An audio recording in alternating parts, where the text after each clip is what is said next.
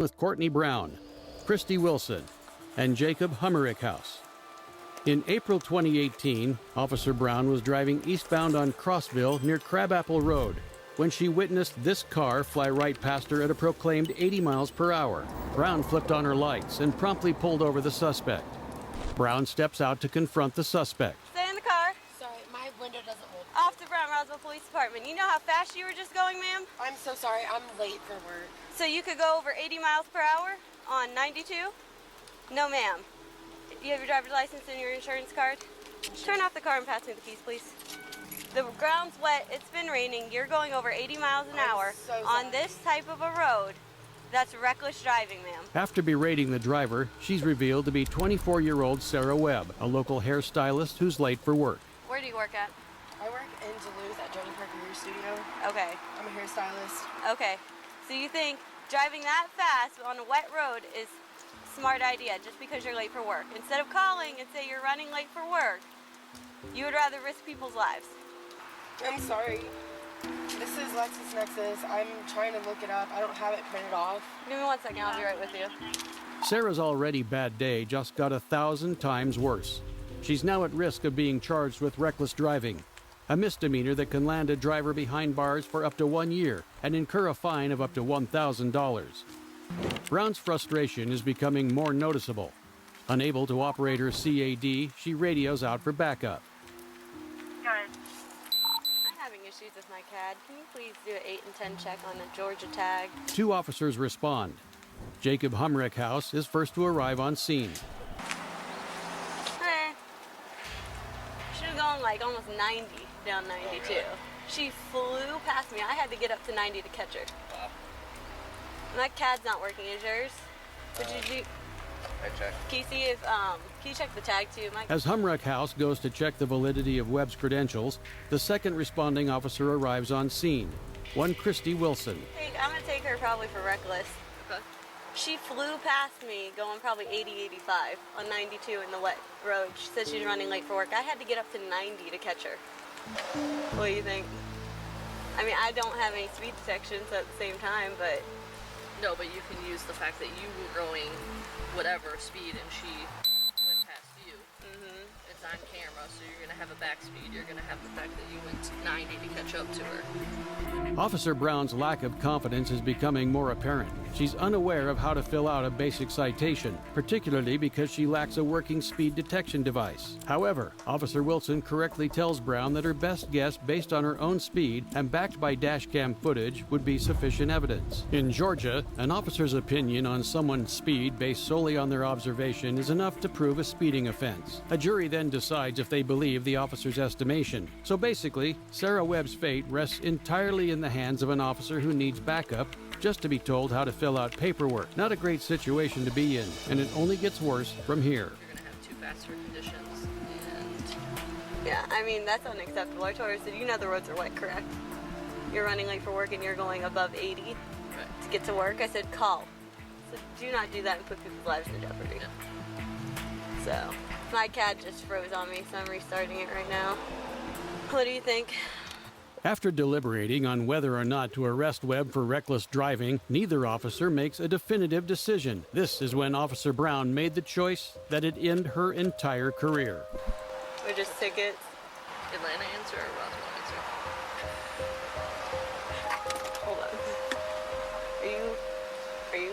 Okay, hold on. Officer Brown pulls out her cell phone and hands it to Officer Wilson with a coin flipping app open, tentatively checking if she'd be okay with doing something so cruel as deciding whether or not to arrest a citizen based on the flip of a coin. Thank you. Yeah, sorry, she did it. Unavailable. My CAD's not working. Who's that? A head, R tail. Okay. Officer Wilson suggests heads for arrest and tails for release.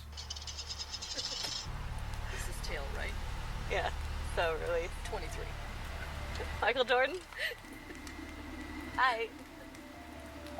So I got too fast for... Let me write this down. Too fast for conditions. Despite the coin landing on tails, the officers laugh. and decide to arrest her anyway. In spite of playing with someone's life, they think it's an appropriate time to crack a joke, saying Michael Jordan as he wore the number 23, the same as the code for arrest. Is it reckless? Yeah, you can do reckless, and then speeding, and you're just gonna have to mark the pace one instead of the... I mean, either way, the speed limit here is what, 45? Super speeder. The officers are clueless on what they can really arrest her for, so Humrick House mentions the term super speeder as a desperate attempt to justify the arrest to himself. Because I haven't done one like speeding like that, so that's why I'm a little bit unsure. You're gonna do the patrol vehicle spot, and then it's gonna ask you for moving or not moving, and you're gonna do... Can you help me do these dang tickets? My CAD won't even log me in. Brown's incompetence shows itself once again as she pawns off the paperwork to Wilson, seemingly eager to arrest Ms. Webb. Sorry. Alright, I'm gonna go. Yeah, that's not okay. Yeah. Alright, man. Do me a favor and step out of the vehicle for me. Put the phone down. Why am I Put your doing phone down. Step out of the vehicle. Turn around. Put your hands behind your back. Because, ma'am, you're driving entirely too fast for conditions. You put a lot of people's lives in jeopardy, okay?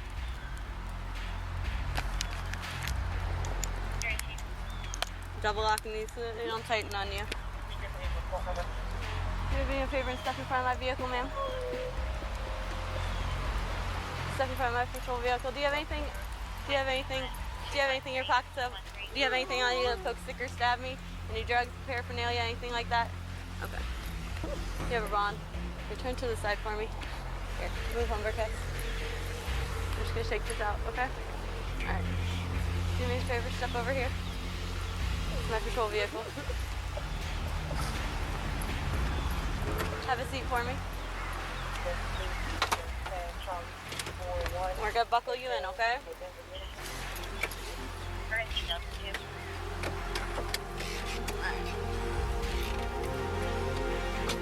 Even in the face of Sarah Webb weeping, Officer Brown coldly arrests her and places her in the back of her patrol vehicle, citing her with reckless driving. Thank you. Who's it? You're no. Nope. I am, but without a stamper. Oh. Who's that? I don't know. Why are they flogging you? He's not a notary either. No one's a notary that's here? All of you. Got 5 people. I mean, I am. I just don't have my stamp yet. Not for one. Can you please start notary? You good? Yeah. But this is the last time these two officers would be smiling and joking around, unaware the case would be flipped around entirely. You see, once news of this incident became public, the backlash was enormous. Former officers Courtney Brown and Christy Wilson. Officers Courtney Brown and Christy Wilson. All of the charges against Webb were dropped. The flip of a coin. They flipped a coin. Flipping a coin. Used a coin toss app. Exactly. City Administrator Gary Palmer led an investigation into the Roswell Police Department. Courtney Brown and Christy Wilson were terminated as a result. The charges on Ms. Webb were dropped, and although Jacob Humrickhouse witnessed the event and said nothing, he was not reprimanded for his actions. But if you think these officers abusing women who speed is as bad as it gets, just wait till you see how terribly these two officers treated a completely innocent blind veteran. On October 31, 2022, Deputy Jamie Godey of the Columbia County Sheriff's Office stopped 61-year-old legally blind veteran Jim Hodges as he was walking home from jury duty at the intersection of Duval Street and Marion Avenue in Lake City, Florida. Hi there. Hey. What's this in your back pocket? I just saw you walking it. The navigational aids. What's the problem? You a tyrant? Yeah, I am actually. What's your name and date of birth? I don't have to give that unless Yes, I'm sir. I was You investigating. have reasonable Do you want me to articulated put you in suspicion. handcuffs right now? Yes, sir, I do. What is your suspicion? It looked like you're carrying a gun in your back pocket. I'm stopping to make sure you're carrying it properly. You Well, don't have have you to. ensured that it's not a firearm? No, you keep turning so I can't see it. You don't have to be a dick to me. Well, you're being one to me. Mr. Hodges was simply carrying his visual assistance cane in his back pocket, and while Officer Godey initially mistook it for a weapon, as soon as he pulled it out to prove that it wasn't, that should have ended the interaction with him free to go. But the tyrant that she admits to being, Officer Godey doesn't want to follow the law she's sworn to uphold. No, sir, I'm Have a doing my good day. job. Am I detained? Yeah, you are. What's your name and date of birth? It does not matter. Yes, sir, it does. Do you have a crime? Would you like me Call to your put you in? supervisor, He's right please. here. Sergeant Randy Harrison arrives on scene. All right. You don't. What's the stop you for? or a walking stick. And it could look like a weapon. She asked you to really present it, okay? Now she's asking me for ID. Okay. I don't need the ID unless there's a reasonable, articulated suspicion that I have committed a crime and committing a crime and to do a crime. Sir, and her suspicion was that you were armed, okay? And she's asking you for your ID. Well, now she has verified that I am not armed. Okay. So there is no Do you have your ID or not? I do have my ID. Okay. You don't need it. Okay. Either your ID or you don't get the change. Okay. Mr. Hodges is rightfully speechless as Sergeant Randy Harrison doubles down on his subordinates' illegal actions. He clearly understands his constitutional rights, knows they're being infringed upon, and is making the wise decision to stay silent to keep from giving these officers any justification for their unlawful behavior.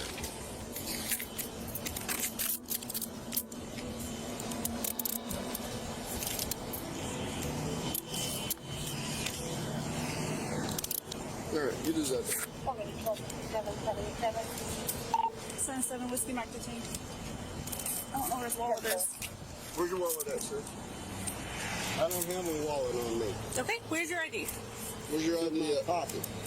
You are not allowed to search me. Here, Mr. Hodges is reiterating that he does not consent to being searched. The Fourth Amendment protects against any unreasonable searches and seizures. Based on the Florida stop and frisk law, an officer may temporarily detain any person reasonably found to have committed or be committing or be about to commit a crime for the purpose of ascertaining their identity or the circumstances of the suspected crime. However, in the case of Florida versus Royer, it was clarified that detentions can only be justified up to the point of proving or disproving the crime. Since Mr. Hodges already proved he wasn't carrying a weapon, this detention is absolutely illegal.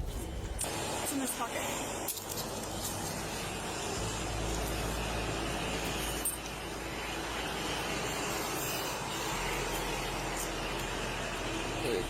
Thank you.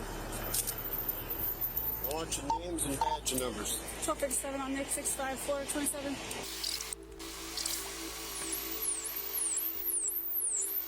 Sir, you legally blind? I had to walk up here in the dark for jury duty, which was canceled. Why aren't you using your stick? You don't have to use your stick all the time? 26. Green. All right, Mr. Hodges. Was that hard? It seemed like after running his ID that the officers would let Mr. Hodges go. But listen closely to what Sergeant Harrison says as soon as Hodges implies he'll be filing a complaint. It's gonna be. I want your name and your badge number. No, I put him in jail for resisting. Sergeant Harrison instantly demanded to take Mr. Hodges to jail for resisting arrest, despite him being compliant throughout the illegal detainment. Okay. All right, let's go. I want your name and badge number too, sir. Have a seat. You want to pick my property up, please? I sure will, after you have a seat. You want to pull this out of my back pocket? Sure. Here, I'll grab your jacket for you, too. Mr. Hodges was officially charged with resisting arrest without violence, a misdemeanor that can carry up to 6 months in jail, winding up illegally jailed for 24 hours. In spite of the body cam footage clearly showing Mr. Hodges' dignified behavior throughout, the arresting officer lied on the official arrest report, claiming he'd repeatedly refused to allow identification of the object in his pocket. Thankfully, after reviewing the evidence, or lack thereof, the district attorney dropped the charges just 7 days later. Mr. Hodges then pursued legal action against the sheriff's office as a media frenzy erupted. Visually impaired man arrested. A legally blind man. You just saw he's legally blind, and this is an aid to a man who's legally blind. Well, I've always been the kind of person that don't really take things lying down, but I made up my mind to properly, and it is the law in Florida that you are supposed to resist unlawful orders. So I made up my mind to properly, legally, and as maturely as possible, given the circumstances, to fight back. The case is ongoing at the time of this video, with updates regularly posted to Mr. Hodges' personal YouTube channel. As for the officers involved, an internal investigation found they'd violated Mr. Hodges' constitutional rights, but they received relatively light consequences. Sergeant Harrison was demoted and suspended without pay for 7 days, as well as losing the possibility of any raises or promotions for 2 years, while Deputy Godey only received a 2-day unpaid suspension. Thankfully, some police departments actually take giving preferential treatment to law-breaking officers very seriously, as Tampa City Police Chief Mary O'Connor found out on the night of November 12, 2022. Pinellas County, Florida Sheriff's Deputy Larry Jacoby pulled over an unregistered golf cart heading southbound on East Lake Road and Woodlands Parkway. Old 1050. East Lake Service Road, Woodlands Parkway. It's going to be a golf cart, no tag.